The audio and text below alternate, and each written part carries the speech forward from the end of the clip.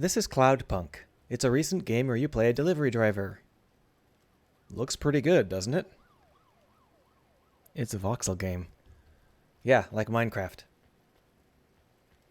If someone can make a voxel game look this good, we should look into it. We should find out what they did, because I'd like all of our games to look this good. As an indie dev, you're going to have a lot of assets that don't quite work. Whether you make them or buy them, they're going to be bad, they're not going to fit, they're going to be the wrong scale, whatever it is. It's good to have sort of secrets in your belt, techniques that you can use to draw the player's eye, to assemble these things into a whole that works better than the parts. And that's definitely what they've done here.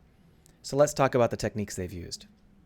First, I want to say this is a worst case city layout. It's exactly flat, and all of the buildings are not only boxes, but they're boxes on an orthogonal 90-degree grid.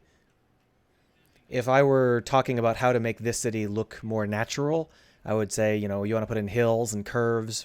You want to have some buildings that are round, or at least not on a 90-degree grid. But none of those things are true here, and it still looks fantastic. So let's talk about what they did instead. First thing they did, they pulled the camera way, way back. You're never going to get a close-up, except for in very rare situations. And that means that you're never going to have the voxels right up in the camera's face. Games like Minecraft let you get real close to the voxels, and then it becomes clear that they are voxels. In Minecraft, that means that they're usually replaced with a mesh. Like, a door fills a voxel unit in Minecraft, but it's a mesh. And that means that as you get closer, you see it as that mesh, not as a voxel. But this game doesn't do that. All of the voxels in this game are flat color voxels. So if we got close, it would become really apparent that they are just flat color voxels. For example, this street lamp. You can see how as we get close, we can see how it's made. It's a very, very basic voxel layout.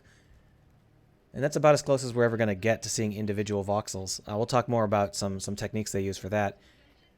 Notice that the side of the city that's towards the camera is missing.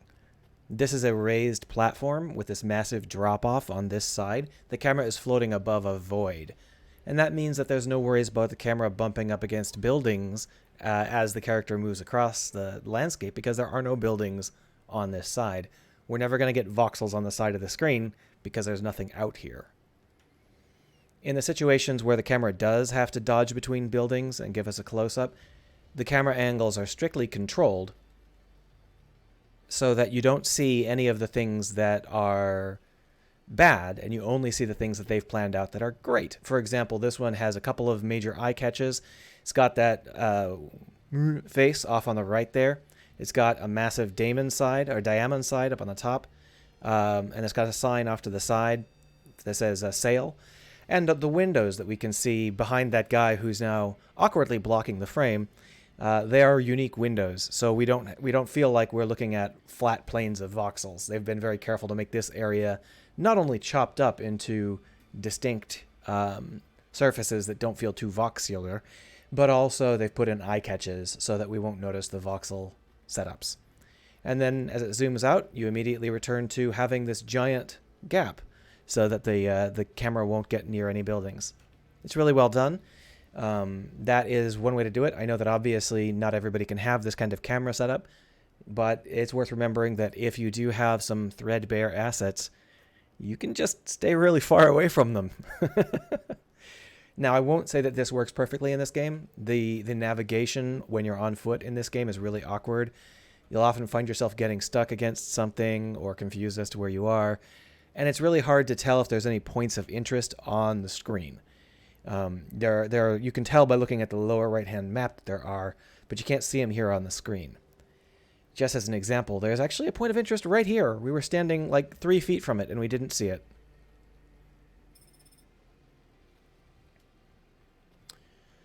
So let's talk about some of the other techniques they use. There is no directional lighting in this. There's no sun overhead. Instead, everything is local lighting. I mean, there's like a flat base lighting, an ambient lighting, but everything other than that is local lighting. That's important because if we were doing this sort of setup with a sun, we would have the sun falling on the same planes of every single building, because all of the buildings have the same planes. For example, if the sun was coming from the right-hand side of the screen here, every single one of the right-hand walls of each of these buildings would glow with the same intensity. That would make it very hard to sculpt the player's experience of the city because all they would see are these glowing orthogonal sheets. But if you don't have that, then you can use local lighting to highlight the parts of the buildings you want the player to see and to kind of ignore the parts of the building that you don't want the player to see. For example, over here, this backdrop with the wiring is underlit. It's not very brightly lit. You're supposed to not really notice it. The only thing you really see when you look back there is the high detail drink machine, not the building wall. The building wall barely leaves an impression. This building does leave a larger impression, but a bigger example is these two here. The one that we're passing in front of now, you can see how it's barely lit. The light is actually facing away from it, but the hotel that it's next to is lit very carefully with a light that emphasizes the flow of the building. It sort of minimizes the squareness of the building and it accents the unique elements that aren't square. And that's a really great way to do it. It allows us to see buildings when we're supposed to see them and not see buildings when we're not supposed to see them. So they just, form a kind of background noise that fills in the experience, but that doesn't actively draw our eye. This is a pretty standard setup. Just to fill in the blanks here, if we had a sun coming in from the right, this curve that you can see near the camera on the left here, the veranda has this curve cut into it. If a light was coming from the right, it would hit that side and be like bright, slice, bright, slice, bright, slice, bright, slice, and you would never buy that it was supposed to be a rounded edge. It would just be really obviously a set of angles.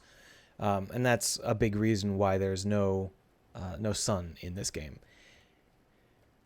If we look around a little bit more, you might be able to see that there is quite a bit of ambient occlusion baked in. I don't know whether that's a screen post effect or whether that's baked into the mesh on a deeper level.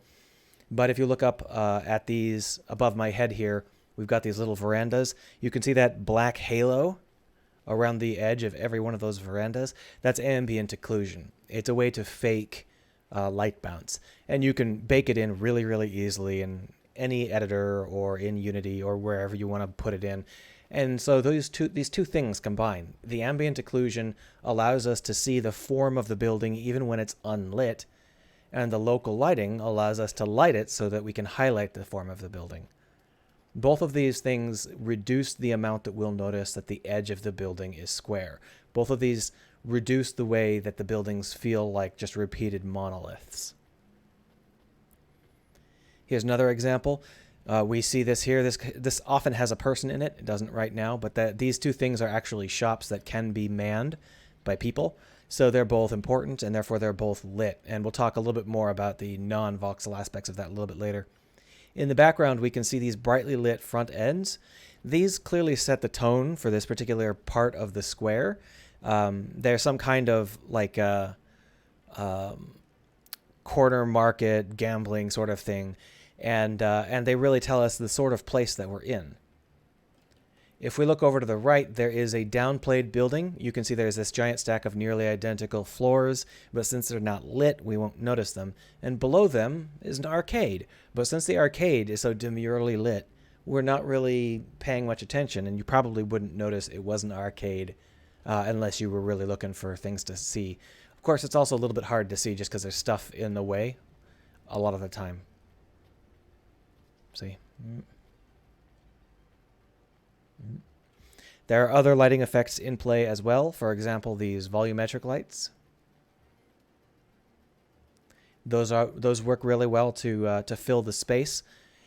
And of course, there are other things that are lit, but technically aren't sources of light. And I suppose we should talk about those. This game does not do 100% voxels. It uses sprites as well. Sprites are very easy to add into any game project. You just drag them into the world and put them wherever you need them.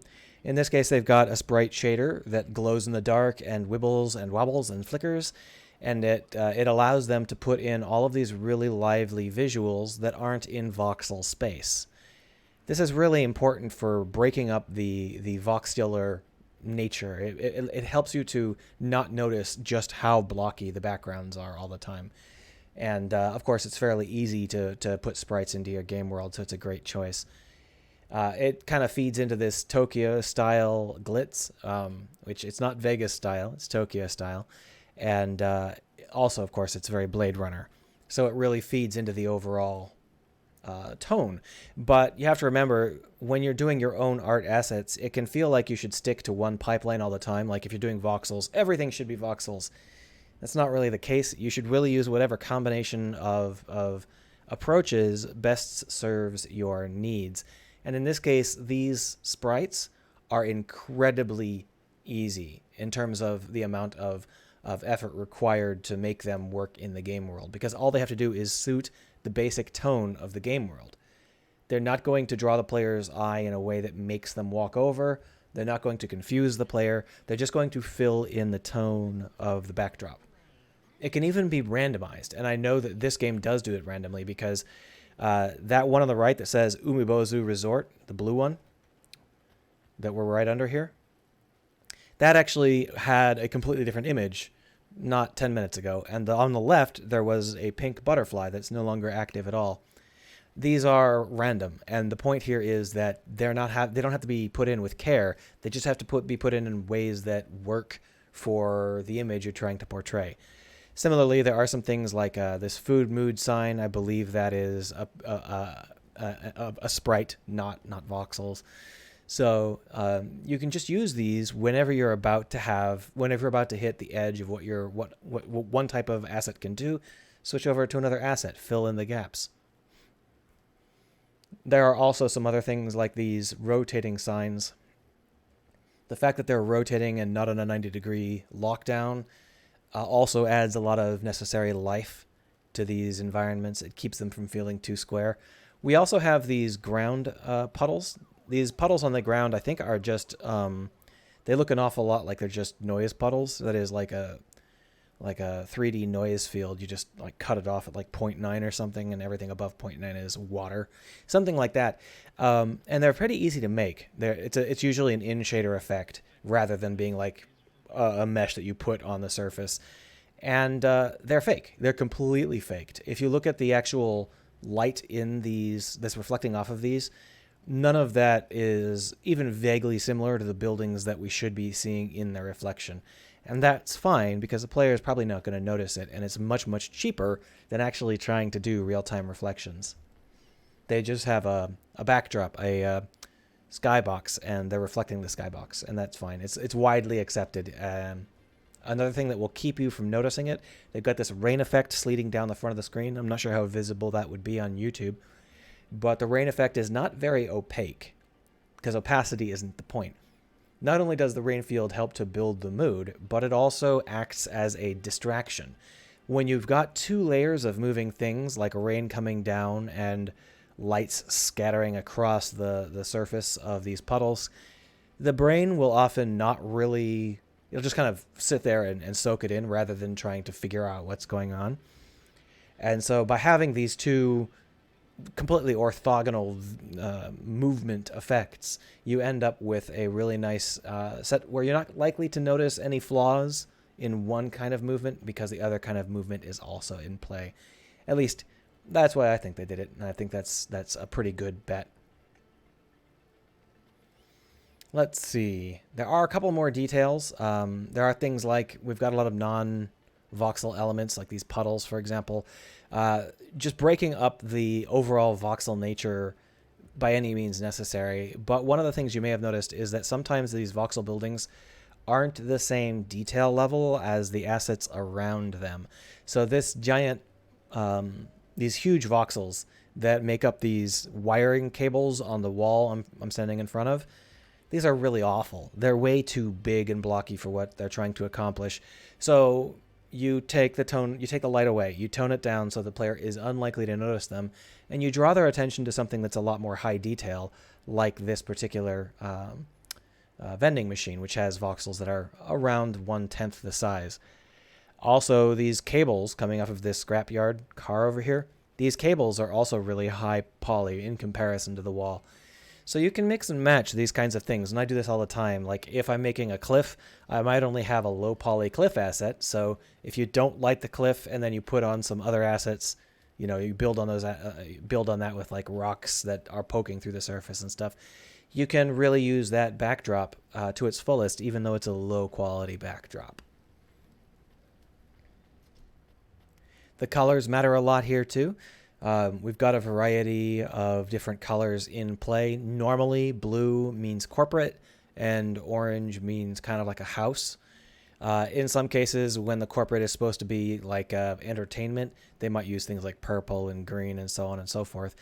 But in general, having a color schema will really help you find your ground. So in this case, we've got a lot of variations on the idea of cool colors being corporate and warm colors being places where people live. And you can see that in play here, where the signs start to shift from orange to blue as we enter into a more corporate sector.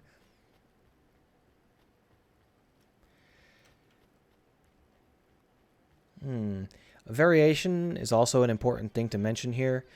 It's hard to get enough variation in your assets, and obviously you can do some amount of drawing the eye away, but at the end of the day, you're going to want to avoid doing excessive repetition. So here, the building I'm standing in front of, this building is just the same set of floors over and over and over. What it actually is it's I don't know if you can see it, but there's a seam down the middle, and it's just mirrored floors. So there's like 6 identical floors in front of us right now. 8 if we can look up a little bit further.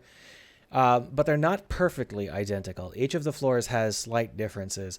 Some of them have a window in one place, not a window in another. Some of them have a light on or the door open. This sort of variation can be subtle, but it really helps to keep the player from noticing a repetitious element. If you're planning on putting in a ton of repetitious elements, there is something to be said for putting in some kind of automated randomizer that will just do things like light up or turn off lights. That will help you to keep them from being too obvious. In addition, things like windows are really important in this kind of game where it's dark, because the windows are the things that produce most of the backdrop light. The windows aren't likely to draw the player's attention, but they are likely to be there and be setting the tone. If the windows are too repetitious, the player is going to notice. And that's why it's not just turning the lights on and off, but also changing the form of the windows.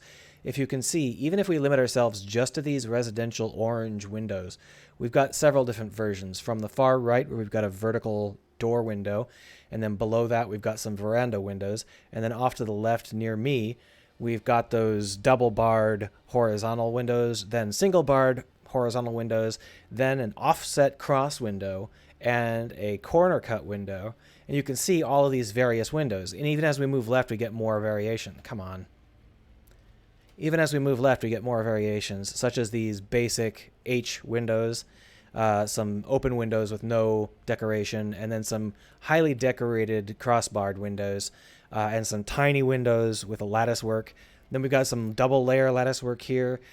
Then we've got some over here that have blinds, curtains, and more double layer lattice work, but different kinds. Over here we've got some lattice work with doubled up lattice work on the bottom and half lattice work on the top. It's a huge variation in window design. Now, these buildings also have the same amount of variation in their non-window portions, but it's worth noting that the window portions are what players are going to be most likely to notice. So in many cases, there's this urge to create very similar buildings. It's generally better to try and focus on making sure that at least the windows are different if you're doing a nighttime game. In the day, priorities are a little different, but we're not in the day at the moment. You also notice there is quite a bit of weathering. Any building around here most of the buildings around here have weathering. In this case, you can see there's water damage flowing down the wall in front of me. And as we look around, we can see water damage on most of these walls and on things like rust here on the carports. Over here, we can see some paint that's been stripped away. So that's wonderful, that kind of paint damage. Over here, we can see that this wall is damaged, but the light should not be shining on it.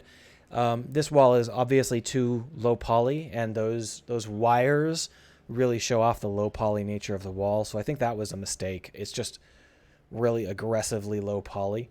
But it is in the very corner of the rear part of one of the less important parts of the game world, so it can be excused. Excuse me. It can be excused. Obviously, there's a lot of other details. Like, for example, you don't have to put everything on a grid. Here's some voxel elements that are not on the grid. You don't have to light everything all the time. By not lighting an entire area, you can give it a very different sort of feel. Your hero sets are going to be the ones that get lit with the most interesting sort of setups, like this guy here. Notice that there's not only a variation in, there's like a huge number of colors, there's also a unique front side with pillars and stuff like that, and a flashing light. Nothing like a flashing light to draw the player's eye and to make them go into seizures. So use it sparingly. Back here, you can see that we're going down an alley, and it's clearly an alley because all of the lighting is unfocused. There's almost no element here that's supposed to draw our attention. There's no doors that we're supposed to feel like we can go in, no signs that we're supposed to see. The only sign we do see is the one that says cargo, and that's pretty basic. But it's worth looking at some of the actual artistic elements in this setup. The thing we're in front of here, this beautiful little door, is actually one of these marvelous little lattice works. But notice that it's not a pure lattice. It's got this wonderful slope to it. That's really cool. That's the sort of thing that you probably can't think of on your own. It's important to go and look at references for this sort of detail work. But also on the building, you can see that there are some high poly assets worked right into the building in this case. The thing I'm standing next to now is much more high poly than this door here. They use the same setup. They're lattices, but you can see the lattice of this is so much smaller. It's using tinier voxels. So even in this case, what they've done is they've created different scales of objects, and they're combining them within the same, from what the player thinks is the same object. And in that way, you can really hide any sort of restrictions on low poly assets. If your low poly asset has high poly assets integrated into it, then that'll probably be okay. Here you can see that we've got another water damaged building, and if we walk back through here, we can go into the scummy part of town where none of the buildings are supposed to draw your attention. The only signs here are signs saying cargo, and it's supposed to feel like this place is a back alley where if you are loitering here, you can expect to get into some trouble, like say with a dealer. So at the end of the day, I want to point out just how much of this is about focusing. That was cute. Just how much of this is about focusing the player's attention on the elements that define the setting. So in this case, we're not being told to pay attention to a specific building. Instead, what we've got is a number of assets that reinforce each other and have a moderate amount of lighting. So the cargo signs, for example, you're supposed to notice and then dismiss them rather than thinking that you're supposed to go there. Similarly, all of the lighting being focused away from the buildings and onto the street helps to give the buildings a dark, looming feel where you don't pay too much attention to individual buildings. And of course, signs like "Do Not Stop" on the left there, and all of the graffiti. These are all things that really help to build this environment. A lot of these buildings are buildings that would show up in a lot of different environments, at least the upper floors. They're not necessarily always going to be used for this environment. There are fill assets that you can use in a wide variety of situations with only minor tweaking. And then there are specific assets that you use specifically to set the tone in a very specific location. And those are the ones you want to make sure the player notices. And that's why we have certain signs that are lit up, certain things that the camera tends to pay attention to. These are elements that allow us to guide the player's attention without forcing them to pay attention. They just exist in just enough density that the player will know where they are and what they're expecting from this particular part of town. And I just want to point out, because it's been a while, the lighting here is critical. What you light is what the player pays attention to. If you are running a city off of solar light, like you're in the day and the sun's coming down, you have to build your entire city around the concept of what that light will hit and what that light will not hit. And there are times in that kind of city construction where you will literally put a building in a location just to block the sun. And that's not necessary if you're doing local light. Of course, local light has its own, restrictions and problems. And I don't think I want all of my games to be at night. But it is interesting the amount that you can get away with that you would have a really hard time getting away with if there was some kind of global directional light revealing all of your tricks. Anyway, this game is Cloudpunk, Cloudpunk. And if you like being a delivery driver, feel free to give it a shot.